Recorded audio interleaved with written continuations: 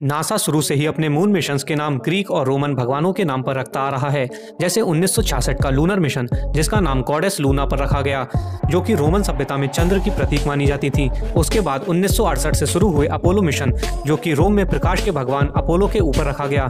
इसके बाद 1994 में मिशन क्लेमेंटाइन, जो कि रोम में देवी क्लेमेंटिया के नाम पर रखा गया। और अब हाल ही का आर्टेमिस मिशन, जो कि भगवान अपोलो की बहन आर्टेमिस के ऊपर रखा गया है। भाई लोग क्यों फ्लैट अर्थ के इतने खिलाफ क्यों हैं?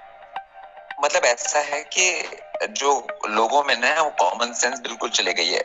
लोग सिस्टम के वो हैं, बेसिकली स्लेव्स हैं, और सिस्टम बिल्कुल नॉन कॉमन सेंसिकल है। मतलब वो इलॉजिकल सिस्टम है हमारा, जो पूरा सिस्टम है, चाहे गवर्नमेंट चाहे कोई भी आप सिस्टम ले लीजिए, वो बिल्कुल कॉमन सेंस के अगेंस्ट है। अब जैसे थाली होती है, थाली में पानी रुक जाता है, तो आपको थाली में पानी आप डाल सकते हैं, तो ये तो कॉमन सेंस वाली बात है। आप बॉल के ऊपर पानी नहीं डाल सकते, आप टेनिस बॉल के ऊपर पानी डालोगे तो वो रुकेगा नहीं। तो जो कॉमन सेंस नहीं होगी, और वो जो सिस्टम जो बोलेगा उनको वो मान लेंगे।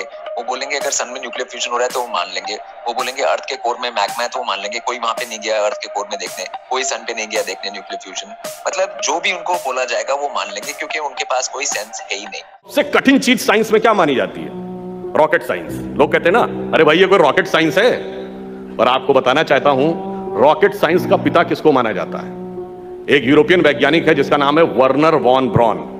ये है लेफ्ट साइड में आपको दिख रहा है वाल्ट डिज्नी, जो था डिज्नी का मालिक, और ये है वर्नर वॉन ब्राउन, उस समय का नासा का डायरेक्टर। ये दोनों गहरे दोस्त थे।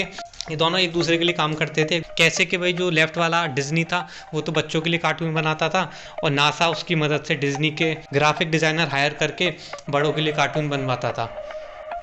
ऐसा बहुत बार मिला है कि जो है मरकरी पे जो दिख रहा है आपको क्रेटर पाया गया है, गड्ढा पाया गया है, जिसकी शक्ल मिक्की माउस जैसी है। तो कोई कोइंसिडेंस नहीं है, ये दर्शाते हैं, सबलिमिनल मैसेज आपको देते हैं कि भाई हम ही ये डिजाइन कर रहे हैं तुम लोगों के लिए।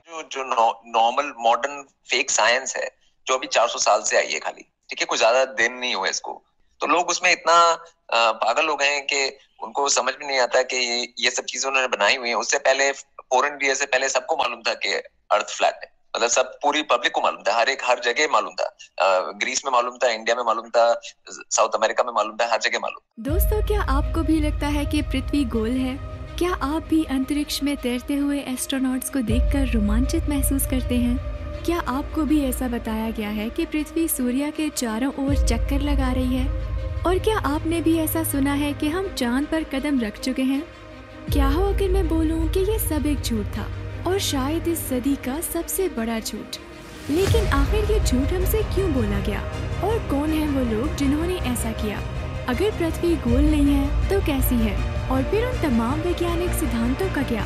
इन तमाम सवालों के जवाब जानने के लिए पढ़िए चाणक्य तिवारी जी की इस विषय पर लिखी गई भारत की पहली पुस्तक चपटू गोला। चपटू गोला ई बुक को ऑर्डर करने के लिए 9368138638 पर व्हाट्सएप कीजिए।